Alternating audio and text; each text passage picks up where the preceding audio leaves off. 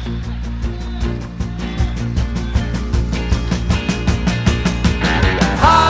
town, going down to hockey town, whoa, whoa. Hockey town,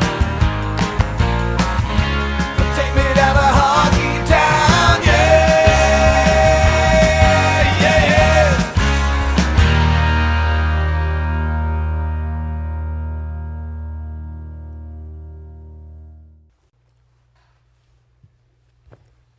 Hello, hockey fans. The Minnesota Hockey Connection show is on the air. We're at PACT-TV Studios, downtown Duluth in City Hall. And it's a day after Martin Luther King, so it's January 17th, 2023. Happy New Year's, everyone. And we got a guest coach, Duluth Denfeld, Jago. And this show will come on tomorrow, but I'll tell you what, there's a big inner city game tonight, Tuesday night, down at the Heritage Center. So we'll talk a little bit about that. And he's got a tough schedule in the next week, and it's a great schedule for Duluth Denfeld. These are really good A teams, and these are games that if you want to watch good A games, these are the games down at the Heritage Center for the next week. So here we go. Welcome, Coach. Yeah, thank you for having me again, Jerry. Yeah. How's it going with the team? Yeah, we've had some good games, and we've left a couple games on the table. Most notably at our tournament against Irondale.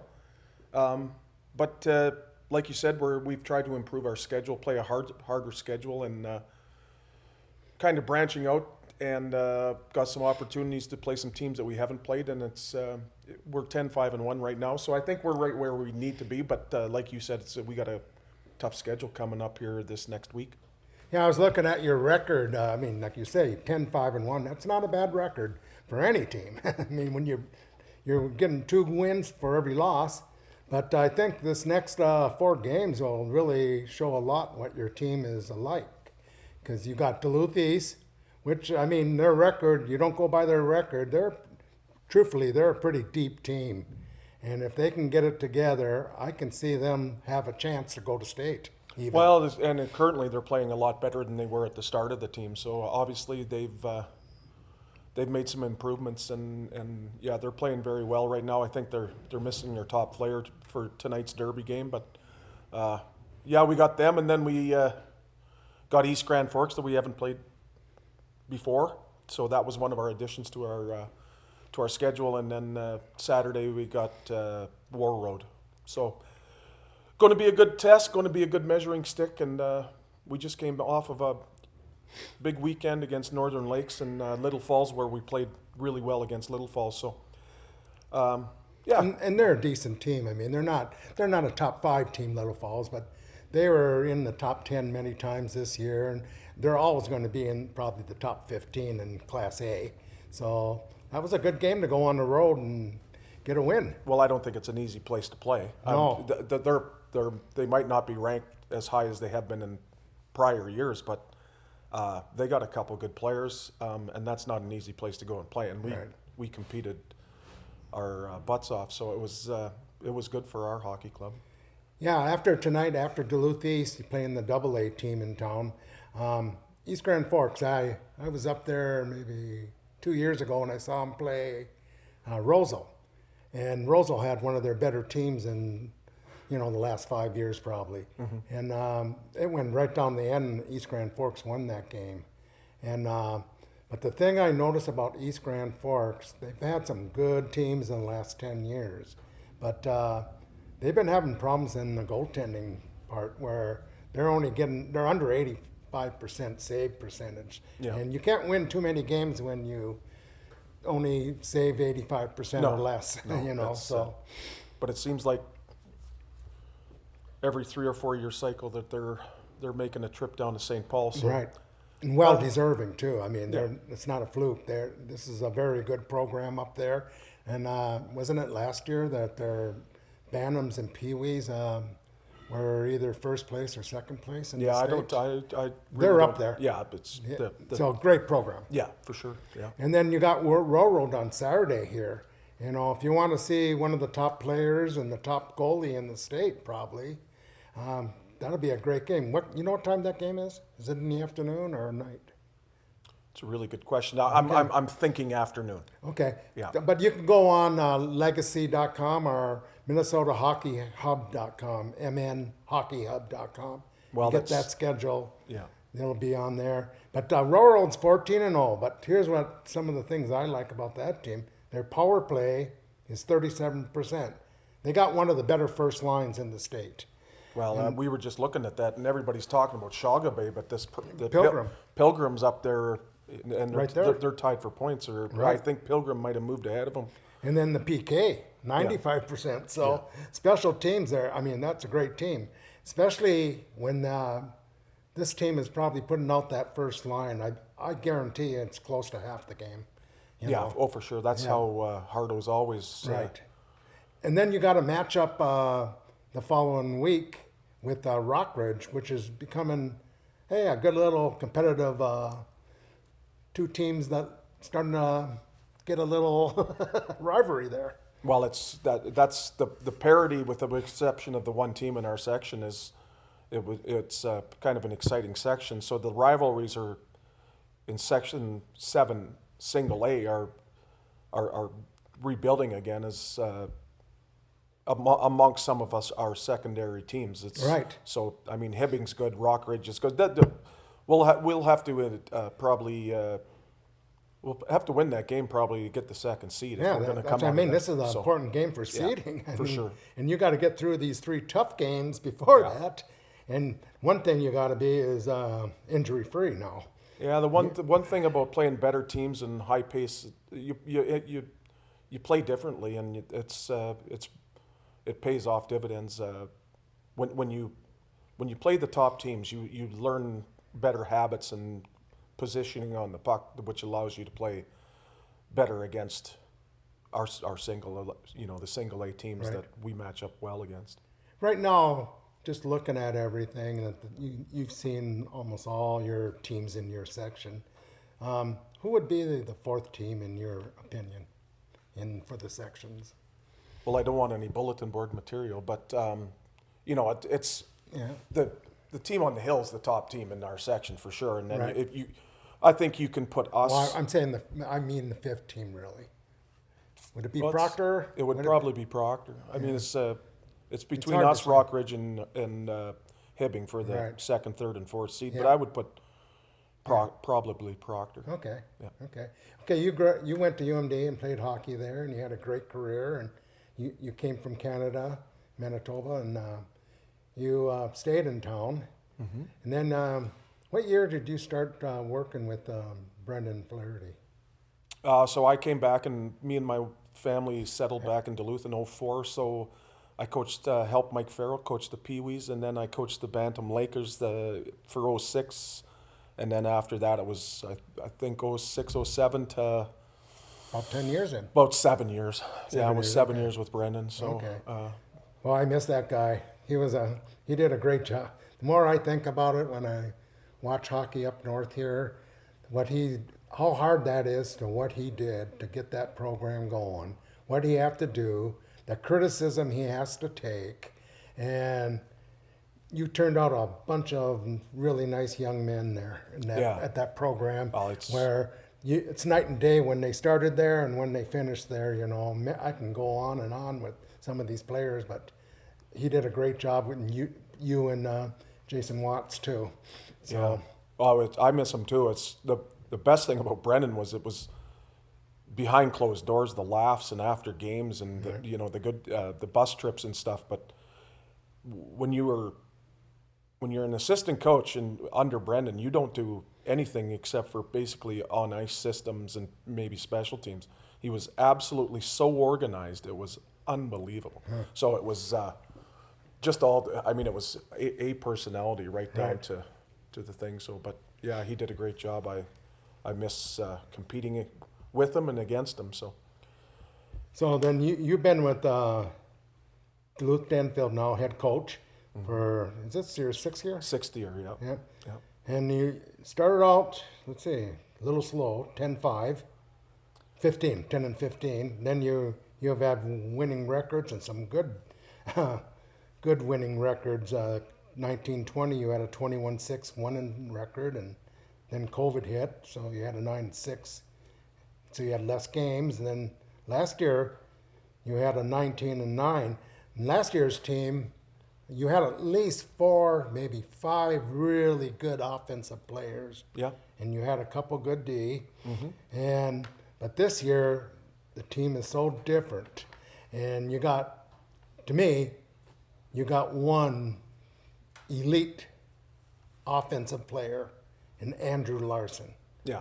And down in the Twin Cities, when you go down to games there, most people don't even know who he is. Yeah. But this kid, you got to give him credit.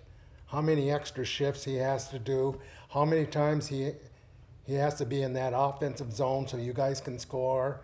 I mean, critics will say, "Oh, he doesn't back check. He doesn't have time to back check."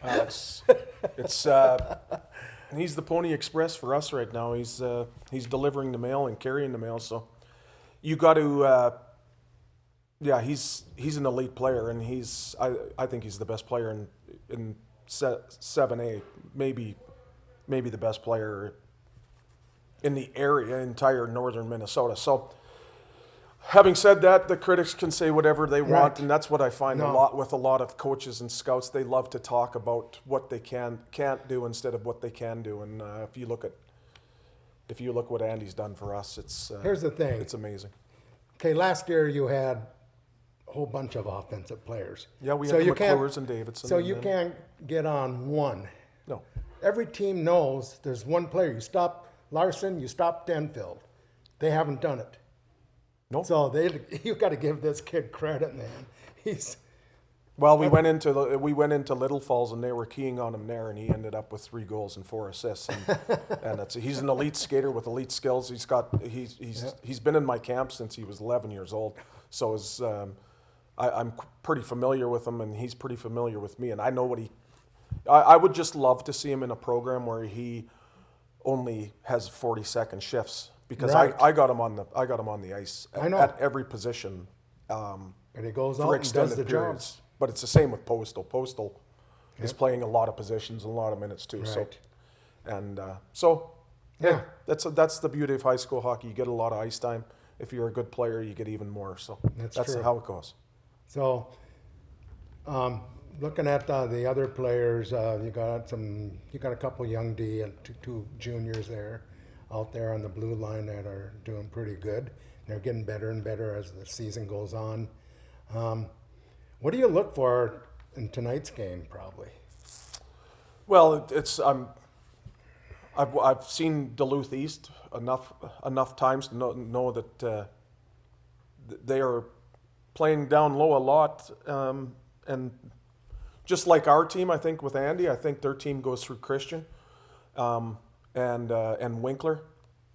I understand Winkler's out tonight, but which is too bad because I like that kid's game as well, and it would have been fun to play against him. But I think we're going to have to play well without the puck, and we're going to have to get good goaltending, and then we'll rely on special teams and structure to play him. I don't think this is the a team like you had Worth and them guys back in the day where they were a 55 goal scorer, but there's some good players on the ice, and I think like I said, everything goes through Christian, so we'll key on him a little bit, and then we'll see how it goes. We'll see how they play without the puck in their own end, and hopefully it'll be a good crosstown rival. Have you been playing just one goaltender, or you've been? No, we rotate all the time, and I think. I was just talking to RJ Larson, Andy's dad, who's our goalie coach, and we're the only real team. I think we're the only team that really kind of rotates our goalies every game. And like Hoffman played against Northern Lakes the other night, and so we rotate, and we got 3 good goaltenders, and we rotate them through JV and varsity. But Doyle is clearly proven he's our number 1, so he'll be going for us tonight. Okay. So you're only 9 games away from playoffs already. Seems like We were just looking at that because me and Garris are thinking about going to the Daytona 500. We got tickets, and I don't know if we can. I think it's a play-in game that weekend, but it's only like 4 weeks or 5 weeks away. So, yeah, and it's crazy because we don't play. We kind of have a 5 or 7 day period where we don't play. So, right before playoffs. So our schedule's coming to a quick close here. Okay, when you first started coaching back here in town, you said you did some Pee Wee and Bantam Yep. teams and that. Is there a big difference in the hockey from just, that's not 15 years ago or a little more than 15 to now? Yes, there's a huge difference. What's the biggest difference to you? Well, the biggest difference is the participation rate, the unwillingness or lack of participation outdoors. It just seems that we're not getting the kids to play outdoors. And I was just talking with Shea Walters, who coaches Cloquet, and a couple other. I mean, it's this. When I first came back here, there was Division I hockey players coming out of every program, especially in the single A programs. And right now, with the exception of the team up in the hill, we couldn't name the last one that came out of Section 7A is Perunovich. So I don't know if it's the lack of excitement in the communities or the participation or whatever it is, but are we missing the next Perunovich in our northern Minnesota communities? I think we are. I don't know if I don't think it's cost, because cost is nothing in hockey until you start getting into bantams, and then high school is not that expensive as far as I'm Traveling concerned. teams, if you make But the traveling teams, yeah, that and that's can get a little that's the costly. coach's fault too. Like, we didn't. I've been in tournaments in Brainerd where we end up playing East in the finals or semifinals. We could have stayed home and played them. So Right. I mean, it's. Right. But it is what it is. But there's got to be Better planning There's and- got to be more participation, and it's. And another thing I think social media has really hurt hockey programs, because these kids, I don't know, you almost have to take the phones away from them. Well, I'm a big Bobby Orr fan, and you listen to him and the way he grew up, and there's no reason I think if you have 4 and 5 practices a week as even a peewees or bantams, and then have the weekend games, I think it's too much. And the kid that says, I don't want to go to practice tonight, the parents all honestly sitting there going, well, I don't really want to take you again tonight either. So there's a little bit, maybe too much, I think. That's my personal opinion. I don't know if I'm. But it was a lot different than us growing up. I mean, we just went outside and played. That's all we did. Yeah. It was just fun. I mean, just go outside and play, and you played against players that were better than you, worse than you, but everyone played. Well, and I've said it before. If you look back at Connolly and all those that group, Peterson and Tono and Randolph's kid and them, those guys weren't. They played bantams, and they were on the outdoor ponds. And Phil Blue, Phil Blue couldn't get the kid off of Randolph, the ice. all those guys, after practices, they'd go back out on the ice outside. And I've said it before. There's nothing that can screw up a shinny game better than an adult with a whistle. So it's we got to get the kids back out just playing for fun out on the ponds. Okay, there's been a lot of changes in Duluth, Daha, and now I just found out Saturday there's going to be more changes. I guess the one that's supposed to be the president is going to resign. I don't know if he did or not. Dave McLean, and a lot of people. I mean, it seems like there's so much politics in Duluth Hockey Association. Well, it's for lack of a better term, and this, I'm just an outsider looking in because I've really never been on the boards and stuff. But if you look at Daha, I think there's how many people are on the board right now?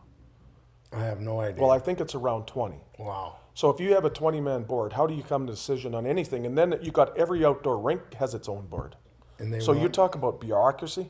Yeah. It's and I'm in the position. I'm not an East or West Duluth guy. I'm a Duluthian, and Right. I ran clinics, and I've talked about Andy Larson. Last year I had 17 kids that were playing high school hockey, and I had them from Denfeld, Hermantown, East. I had Easton Young used to come down from Eveleth. He was playing in Grand Rapids last year. Really? It was just all about skill development, and these people that decided to do skill development and be in clinics and camps instead of going to play AAA. And I think it was unbelievable to see these kids' development. There's a couple kids on East.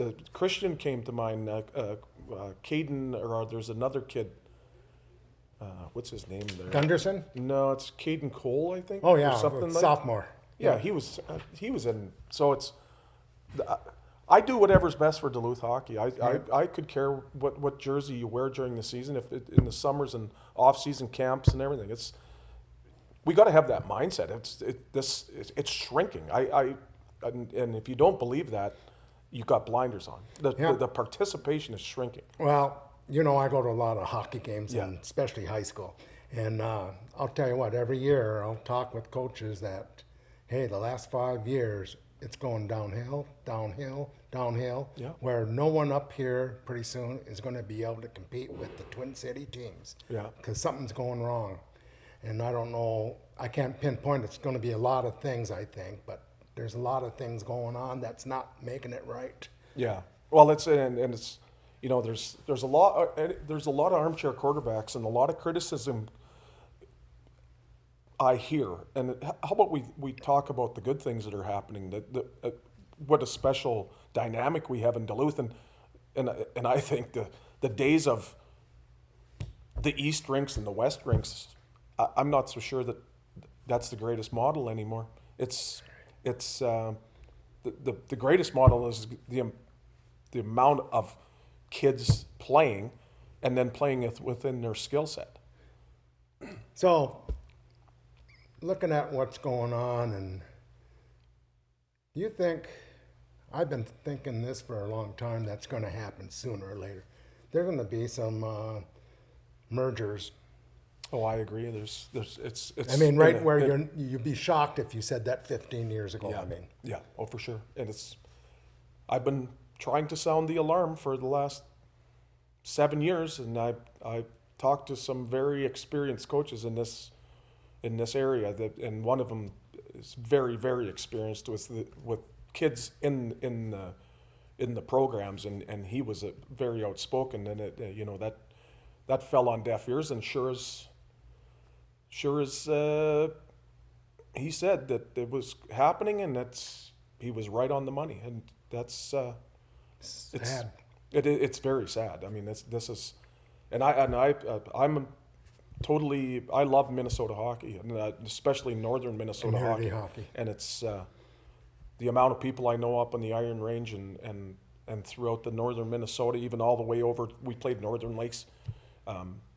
There's Nate Anderson that played for UMD as their assistant coach. So it's an unbelievable set of people that are involved in hockey. But we have to grow the game, and that's on USA Hockey as well. It's not only just Minnesota hockey; Right. It's on USA Hockey. So. And there's a lot of politics there with Minnesota and USA. I mean, a lot Yeah. of people have a lot of different opinions. But I was just listening to Spit and Chicklets the other day, and Shane Doan is trying to bring some help to the communities in Canada that are playing AAA. I think it's $14,000 or $17,000 to play bantam in Toronto Metro. If you compare that to Minnesota hockey or Duluth hockey, Duluth Denfeld hockey, we're not even close to that. Well, So I have a friend out in LA, Corona, and he has 3 kids, and they're on 3 different teams, and they're sponsored by the LA Kings or Anaheim Ducks. yeah. So they're AAA age group 14s, 16s, and 18s. Yeah. And they can only play, LA can play Anaheim, and they can go down to Phoenix and then go up to San Jose. Mm-hmm. Otherwise, they have to go across country up to Canada for tournaments. Yeah. So he says practice, the ice out there is very expensive. Yeah, oh, for sure. He has to drive over an hour if it's no traffic. And Yeah. there's always traffic, so he doesn't know when he's going to get there. Yeah. He says between the 3 kids, Thank God he says I have a great business. He's spending close to $100,000 for those 3 kids. Oh, I believe it. Yeah. Crazy. Yeah. That's Yeah. What the hell? I just talked to Mike Marshall, who's played at Duluth East. Yeah, I talked And to him he's coaching girls down in Mounds View. And so they were in the same hotel as us, and I mentioned how much ice was up here. He goes, "That's all you pay for ice?" $2.65 an hour they pay down in the cities. And he told me what they're paying their Pee Wee B girls, and they're making, he has to pay their coaches as much as or more than I'm making as a high school coach, because that's another thing. It's hard to get coaches and retain coaches. You have to make it, and you have to be willing to do it. Number one, but there has to be some monetary figure there. Like I'm a couple of my old players, a DeCaro kid and the Marshall, Johnny McKenna, they're coaching a Stillwater team, I believe it is, and okay. they've been doing it for like 3 or 4 years, and they came up and won the tournament here one year up in Duluth. So good to see young people like that to do it, because there's another thing that nobody wants to coach anymore. Right. The criticism gets the parents. Well, there is some of that, yeah. Hey, my niece's ex-husband's a baseball coach down in Elk River, and one parent, and they're all wrong, this parent, but they got him fired. Sure. For doing nothing. Yeah. For not playing their kid. Yeah. Well, it's because they knew the superintendent and all that. It's just crazy. Well, if you say what's true with Daha, this is our second director in the last year that's going to resign. Is that if the rumor's true? Yeah. So I think it is, because he was livid about it. He said, "I'm getting out of there." Well, he's back coaching.